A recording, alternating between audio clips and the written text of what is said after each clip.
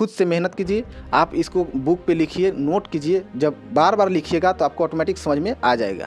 किसी भी टॉपिक को समझने के लिए उसको आपको बार बार प्रैक्टिस करना ही पड़ेगा। आप एक बार में कोई भी टॉपिक समझने के लिए कोशिश करेंगे, समझ में आ गया था ठीक है, नहीं तो अगर लॉन्ग टॉपिक है, थोड़ा डिफ़िकल्ट टॉपिक है, तो आपको उसको बार बार प्रैक्टिस करना ही पड़ेगा। प्रैक्टिस ही एक ऐसा माध्यम है जिसके माध्यम से आप किसी भी प्रकार के टॉपिक को समझ सकते हैं। वरना आप भूल जाइए कि अगर कोई डिफ़िकल्ट टॉपिक है, उसको एक बार में आप समझने की कोशिश कर रहे हैं तो समझ में आ जाएगा।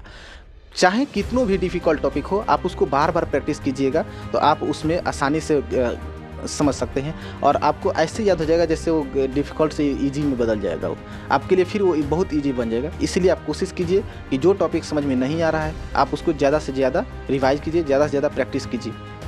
आप खुद ही समझिए ना, आपको मान लीजिए कि कोई, आप एक बार खुद देख लीजिएगा, आप जब किसी सब्जेक्ट को नहीं समझ पाते होंगे तो आप उस सब्जेक्ट में ध्यान ही नहीं देते होंगे। लेकिन कोई ऐसा सब्जेक्ट होगा जो आपको बहुत समझ में आता होगा तो आप उसमें बहुत अधिक समय दे देते होंगे ताकि वो और अच्छे से समझ में आ जाए। लेकिन वहीं अगर कोई सब्जेक्ट समझ में नहीं आता होगा तो आप उसमें ध्यान ही नहीं देते होंगे, और समस्या यही है सब्जेक्ट नहीं समझ में आने का। सब्जेक्ट ही नहीं, कोई भी चीज़ हो, अगर आपको समझ में नहीं आ रहा है तो आप उसमें ध्यान जरूर दीजिएगा। कहीं ना कहीं आप उस सब्जेक्ट में या आप उस टॉपिक पे बहुत कम समय देते होंगे जिस वजह से समझ में नहीं आता है। नहीं तो सोचिए, दो बुक अगर एक साथ पढ़ रहे हैं और उसमें से एक समझ में आ रहा है और एक नहीं आ रहा है, ऐसा क्यों हो रहा है बताइए? कहीं ना कहीं एक में अधिक समय दे रहे होंगे और एक में कम समय दे रहे होंगे। समस्या यही है। आप सब में अधिक समय दीजिएगा, सब सब्जेक्ट आपको अच्छे से समझ में आएगा।